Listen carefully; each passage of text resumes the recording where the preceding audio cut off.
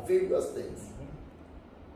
Husbands and wives grow further and further apart as they accuse each other of various deficiencies through the years. Before they were married, they praised each other and bestowed words of love on each other. Now look at this. Look at this. Look at this. Positive words bring people closer. Positive words bring people closer. Negative accusations separate the closest of friends. Churches are divided into groups through accusations. Right. The Ashanti tribe is separated from the Ewe tribe through various accusations they fling at each other. The divide only gets wider and wider as the accusations increase. See, the reason for this is because nobody likes to go where they are accused, where negative comments are constantly bestowed upon them, where they are described in the most derogatory ways, or the most derogatory intentions are ascribed to them. Negative misinterpretations of actions are accorded to them. Bizarre expectations of negativity are presented as facts, maligning their character until you don't even see a point in relating with somebody who never has anything good to say or think about you. So that's fine. It's an easy trick of the enemy. That's common. Wow. You know, one day I was talking to someone, and he said he was on his way home after work. Then he remembered how his wife had maligned him over the last 3 days. He said on his way home there's a roundabout.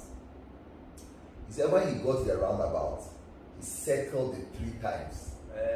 Straight would have taken him home. He went round. And so when he circled it, instead of continuing, separation. And all the problem is, the problem gets to, see, the problem is where you get to a point, the person. So there is physical separation. Which is tend to be one of the cardinal factors.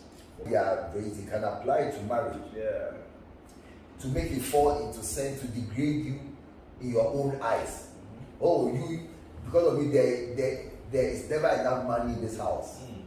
So suddenly you feel like somebody who has impoverished. You may try by your little efforts. Grace a church member approach. I'll agree to make you fall in. 4, to generate hatred and 6. Number 5, to bring about separation.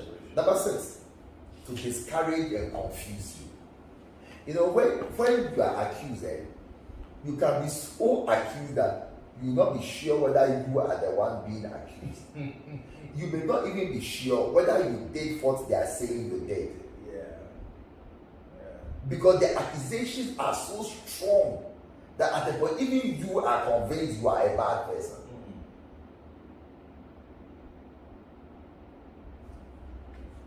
That's why you may even see many men, or some men, or some people who divorce, say they will never marry again.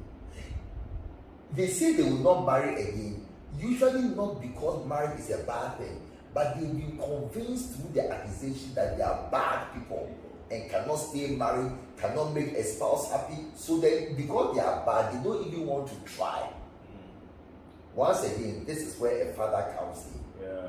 You see, so it is important, very, very important, to not allow yourself to waver in the midst of accusations.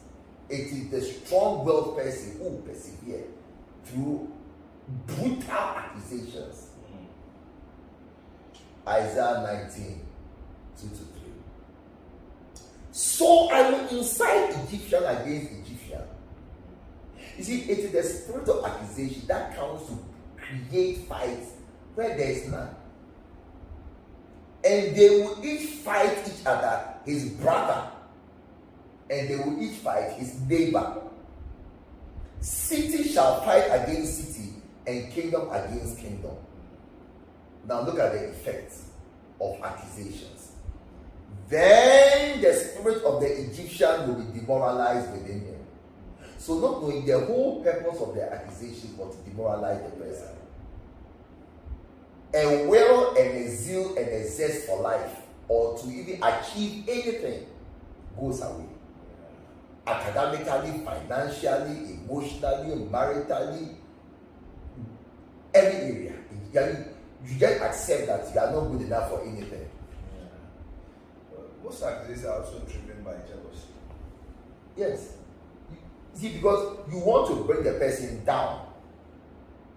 Accusations cannot lift up a person, they can only bring a person down. So you are envious of the person above. So you want to say something that will bring him down. LSC, accusations are an extremely intelligent effort to bring someone down through any means. And that's why at the beginning of the book, Bishop Dag writes that when the devil brings attacks through accusations, the battle has ended. The battle has entered a different phase, because now he's attacking you from all sides. Then the spirit of the Egyptian will be demoralized within him, and I will confuse their strategy. That's why you get confused. Is it really me they are talking about? After all that I've done, is this how this person is now behaving? Everything doesn't make sense. So that makes sense. So that's why you are confused. Because the data and the speech don't tally. Yeah.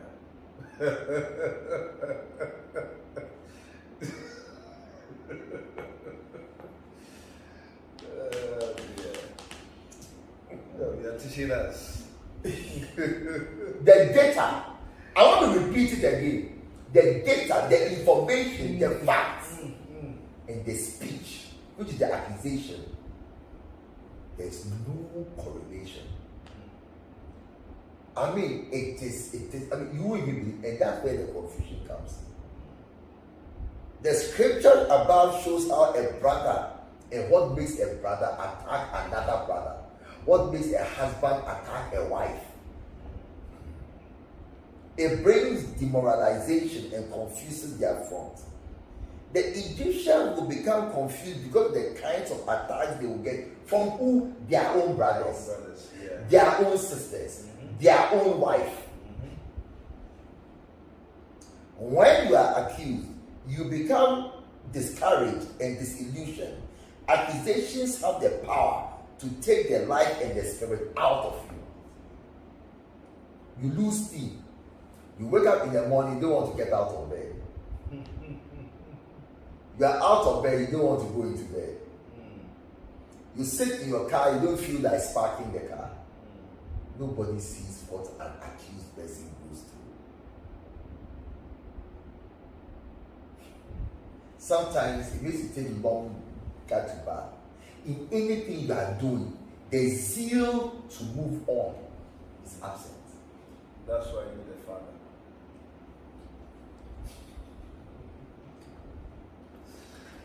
You need a father to help you go through these phases. So the studio audience are having a good time here. Whoa. When all your good deeds are seen in a negative light, your zeal is dampened. Years ago, one of my friends and brothers was living with his auntie. One day, something was stolen from their house and the auntie accused him of stealing the things. He was shocked that he was being accused of stealing. His few possessions were searched and he was greatly threatened by his aunties and uncle. However, he had not stolen anything. It was actually someone else who had stolen the item. Eventually, it was proved that he did not steal these things. But he told me that his relation with his auntie and her entire household was never the same again. It was not a nice feeling that somebody should think of you as a thief. Discouragement and now separation had set in. Close, important relationships were destroyed by accusations. That's why, I have a policy that if you don't have facts, never accuse anyone. I've known people who were thieves for years, but because I didn't have evidence, I never confronted them. never brought up the issue, because you should be careful. You can demoralize and bring someone's ministry to an abrupt end, because the person is shocked that you should think of the person that way. The lifelong effect. Oh yes. Oh yes. 7, and I think we will be done for this for today. It is a very one of the most important points in the book. Right. 7 purpose of accusation, dear watchers, is to turn a friend into an enemy overnight, instantly, without warning. When Satan wants to turn good brothers against each other, he uses his weapon of accusations. Accusations have the mysterious effect of turning best friends against each other. And you remember I was giving my own example. I think this is the point I got to and began to cry. Oh, mess. But I saw that this was just a result of the enemy coming to separate us. The enemy envies that good relationship. Because Satan comes to sow discontentment, and Satan comes to sow discord at all levels, sow disunity at all levels. Because you know that when we are united, there's nothing we cannot do. Husbands and wives who came together through deep love and affection can turn into enemies. It is an amazing thing to watch how a relationship deteriorates into the opposite of what it was meant to be at the beginning. Churches would have been 100 times bigger if there were no accusations. They'll say the pastor wants to build an empire. They'll say the pastor wants to amass wealth. They'll say the pastor wants to be a king. They'll say, the pastor wants to make a name for himself and he's treated us as slaves. They'll say, what have we gotten after all these years? Well, after all these years, you've only been lazy. But yet you accuse someone. The sad thing is the shadow followers also tend to. Because one of the purposes of the accusers is to steal what you have. Zacchaeus said, whatever I have taken from anyone through false accusations, I repay back fourfold.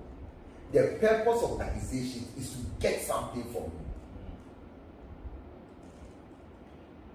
There's no kind motive hidden in accusation. It is only a brutal, now open declaration of a brazen attack to get something from you.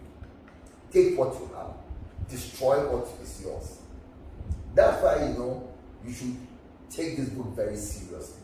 Like I said, for me, apart from the Bible, if you are a minister who wants to experience longevity in ministry with a sweet spirit, this is the book for you. I totally agree.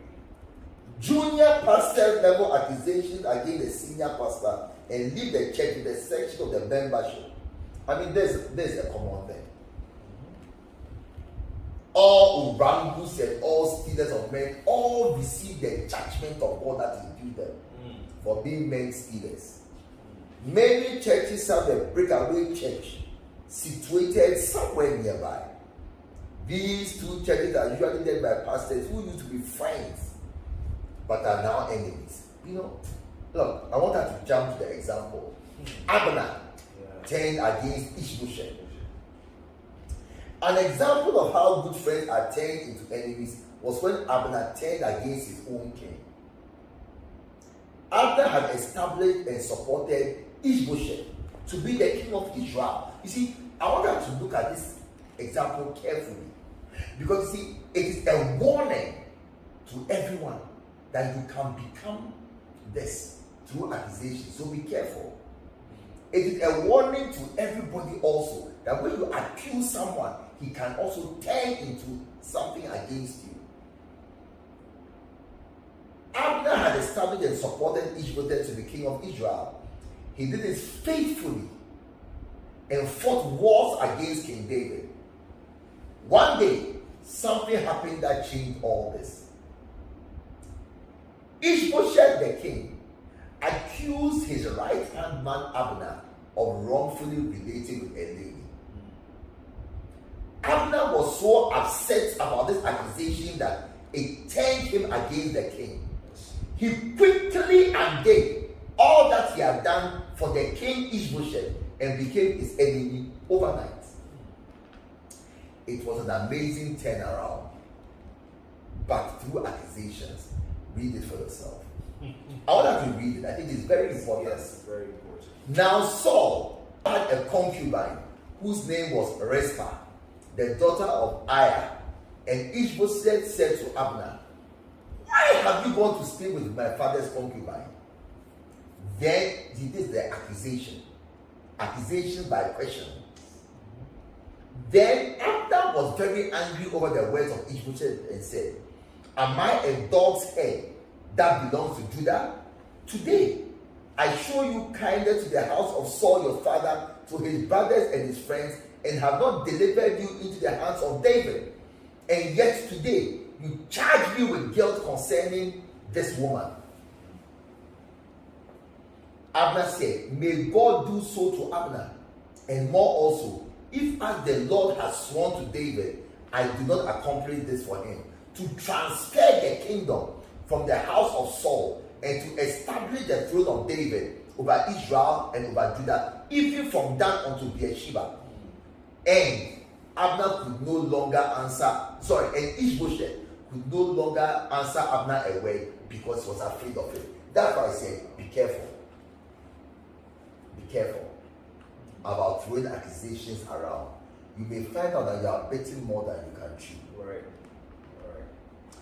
Meanwhile, let's juxtapose it. King David and Joab. Joab has killed Abner's brother against the wishes of David.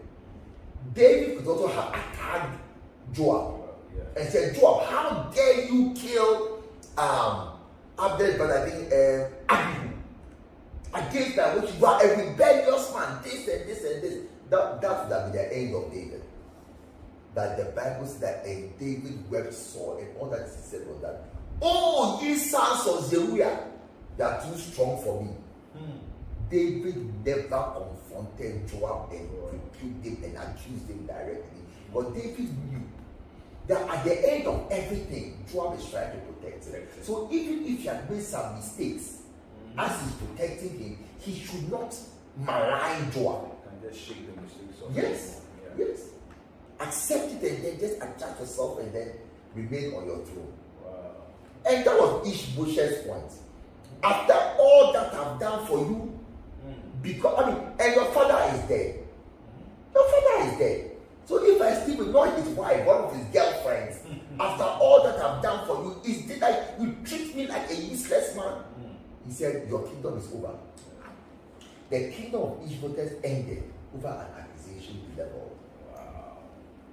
The kingdom of David continued because of an accusation he did not level. This is a clear example of what comes from those who accuse. Yes, clear example. David was a wise man, skillful warrior. He knew what to do and what not to do.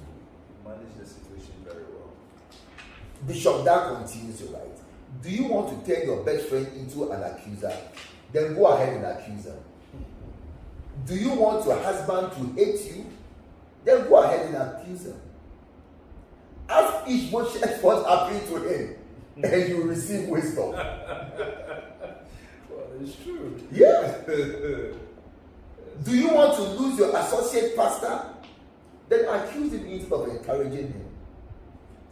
This is why I encourage people, even though I can see their faults.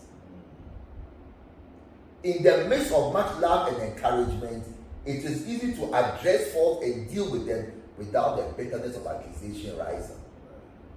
I am able to correct and rebuke those that work with me on almost anything. I do this gently and very sparingly after making sure that the message of love is louder and clearer than anything else.